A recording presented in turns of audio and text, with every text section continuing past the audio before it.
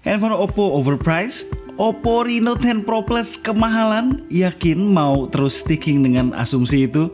Sorry, Reno 10 Pro Plus memang benar sebuah handphone yang menyasar segmen premium. Tapi kali ini secara value for money sangat tepat. Salah satu daily driver gue adalah Oppo Find X6 Pro. Cuman sayangnya doi hanya hadir buat market China, nggak hadir secara global. Dan gue tahu sebenarnya banyak banget orang yang pengen beli Find X6 Pro ini karena memang truly exceptional, terutama kameranya. Well, sekarang nggak perlu sedih lagi karena the next best thing ternyata hadir secara resmi di Indonesia.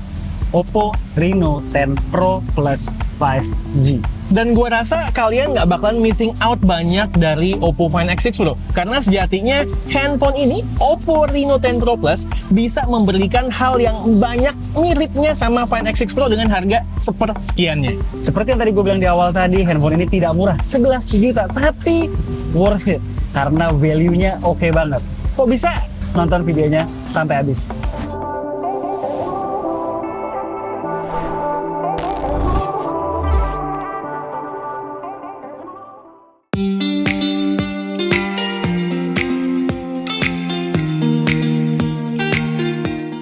Gue rasanya nggak pengen basa-basi nih guys. Langsung aja kita mulai sama hal yang paling penting dari handphone ini.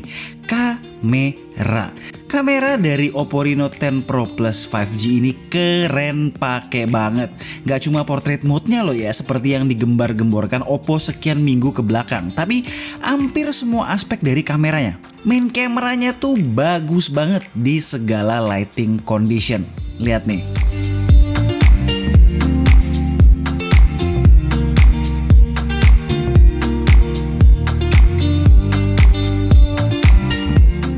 Percuma bilang keren kalau nggak ada komparasinya dong. Nih versus Find X6 Pro. Untuk main kamera dan telenya comparable banget secara detail, warna, dynamic range, semualah. Bahkan di beberapa situasi gue lebih suka warna Reno 10 Pro Plus 5G yang lebih natural. Butuh perbandingan dengan flagship resmi Indonesia? Nih, komparasi dengan S23 Ultra di challenging lighting. Di kondisi extreme backlight, dynamic range jelas lebih baik di Reno 10 Pro Plus 5G.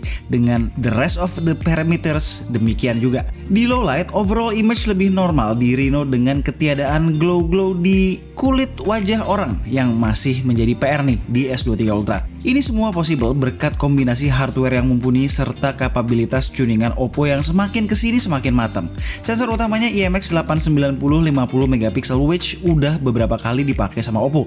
Ini menjelaskan kenapa tuningannya udah jadi. Oh ya, kali ini ada OIS ya. Peningkatan nih dari Reno 8 Pro tahun lalu yang tanpa OIS. Sensor telenya. Kalian penonton K2G pasti tahu lah kita seneng banget sama sensor yang satu ini. Sensor yang biasa dipakai di beberapa smartphone flagship killer sebagai main sensor. OmniVision OV64B. Ini dipakai di lensa tele cuy dan pakai OIS juga.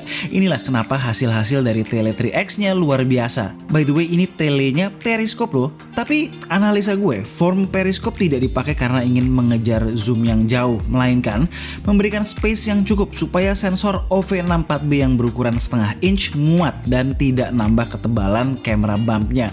Dan as a result, hasil kamera tele yang luar biasa secara image quality. Bahkan dipakai hingga magnifikasi 6 kali pun in sensor zoomnya masih bagus hasilnya. Lagi-lagi supaya jelas harus di-compare lah. Kali ini coba versus iPhone 14 Pro Max secara sama-sama punya 3x optical zoom. Perbedaannya adalah iPhone 14 Pro Max ukuran sensornya lebih kecil yaitu 1/3,5 inch serta non-periskop. Di kondisi good lighting mungkin nggak terlalu ketara ya, cuma begitu mulai redup berasa banget, terutama soal detail. Punya kamera tele yang wow ini adalah alasan utama kenapa portrait shots Oppo Reno 10 Pro Plus 5G bagus banget. Detailnya wah, separasi yang rapih untuk ukuran sebuah smartphone, serta warna yang sangat konsisten. Terutama soal skin tone ya, which sangat penting bagi sebuah portrait shot. Lalu dia tidak meninggalkan hal sepele yang suka dilupakan di kamera smartphone yang bergantung pada AI, yaitu aspek natural dan true to life-nya gambar yang dihasilkan. Dia tuh respecting shadows, nggak maksa ngeboost semua hal lalu jadi fake. Serba pas aja gitu. Inti dari segala inti, klaim Oppo sebagai the portrait expert, nggak lebay.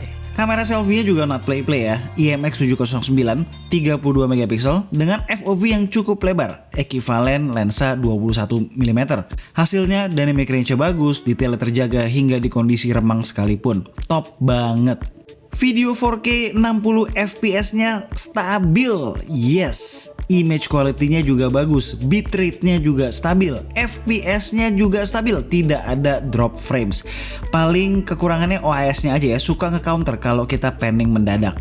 Untuk perekaman kamera depan, Oppo Reno 10 Pro Plus itu bisa merekam di 1080p aja maksimalnya. Terus by default nggak stabil.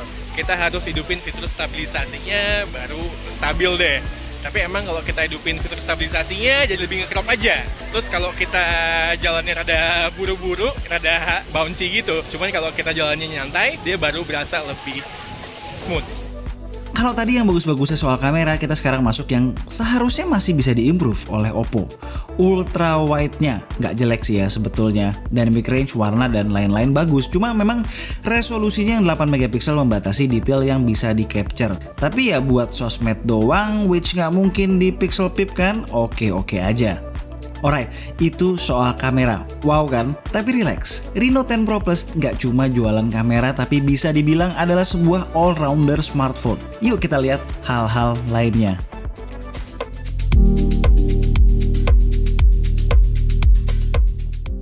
Kalau tadi kamera kita mulai dari hal yang kece-nya dulu, untuk the rest of the phone gue mau info beberapa hal yang kurang dulu ya, terutama untuk segmen harga di atas 10 juta. Pertama, no IP rating apapun, walaupun sepengalaman gue tanpa IP rating certification pun kena ciprat dikit-dikit biasanya fine. Kedua, no wireless charging. Kalau kedua hal ini bukan deal breaker buat kalian, get ready buat hal-hal lain yang bagus dari Reno 10 Pro Plus 5G ini. Pertama nih, desainnya kece banget. Oppo berhasil membuat sebuah desain yang nggak monoton dan nggak generik. Unik nih, unit review kami yang warna ungu berkilau. Cuma buat yang lebih suka warna konservatif bisa pick warna abu-abu metalik yang bagus juga. Bodi belakangnya kaca Gorilla Glass 5 dengan finishing matte. Kaca layarnya Dragon Trail Star 2, namun framenya masih plastik. Tapi seriously ya, gak berasa murahan kok. In fact, keseluruhan handphonenya berasa sangat-sangat premium di tangan. Sampai-sampai gue gak bakalan pakein case nih handphone. Dipegang di tangan tuh enak banget karena depan belakang curve. Gak terlalu berat juga ya, masih sedikit under 200 gram. Kalau gue sih ya sebenarnya mendingan naked ya makanya. Karena kurang begitu suka sama case bawaan dari dalam box. Balik ke depan, mata bakal dimanjakan dengan layar AMOLED curved 6,74 inch dengan resolusi 2772 x 1240 yang artinya di atas sekedar Full HD+. Kerapatan pixelnya top, warnanya cukup akurat, scrollingnya smooth dengan refresh rate up to 120Hz. Sayangnya belum LTPO nih guys, masih LTPS. Jadi kalau refresh rate-nya di set auto, dia bakal pick refresh rate antara 45, 60, 90 atau 120Hz tergantung kebutuhan. Secara desain layarnya pun top abis ya dengan bezel atas bawah yang tipis dan termasuk balance. Truly premium lah pokoknya. Experience layarnya no complaints at all dari gue. Dipakai di bawah matahari track pun masih cukup terang ya layarnya dengan boosted brightness under sunlight mencapai 1100 nits.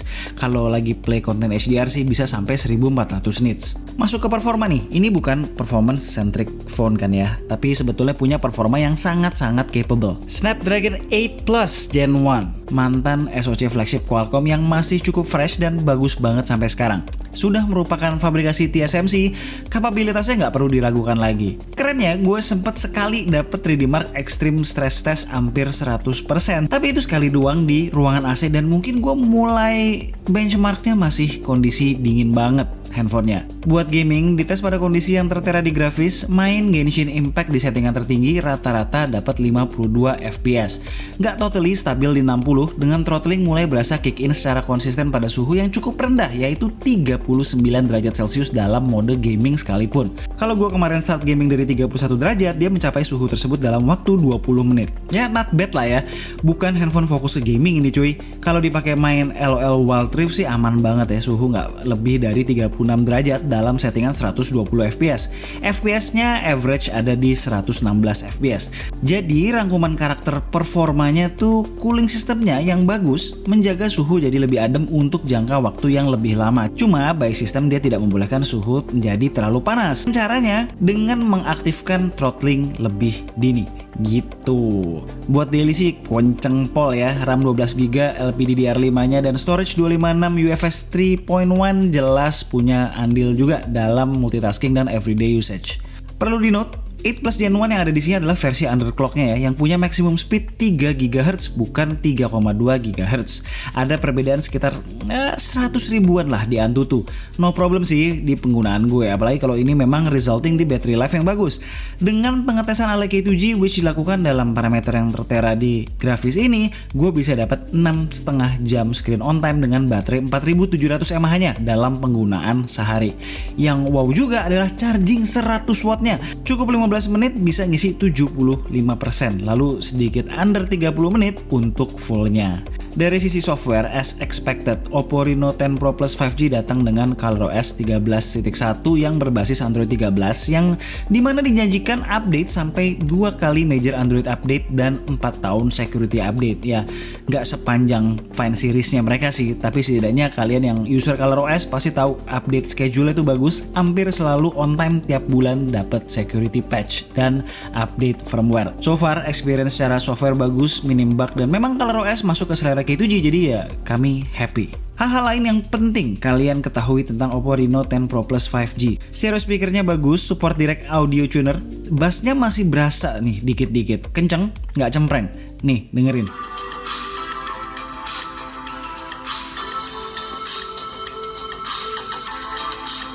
Vibration motornya bagus ala flagship Oppo akhir-akhir ini, lalu dual SIM, no SD card, dan ada IR blaster tuh di atas, mantap, bisa jadi remote. Lalu fingerprint sensornya di dalam layar, cepat dan akurat, dan terakhir port USB-C-nya sayangnya masih 2.0.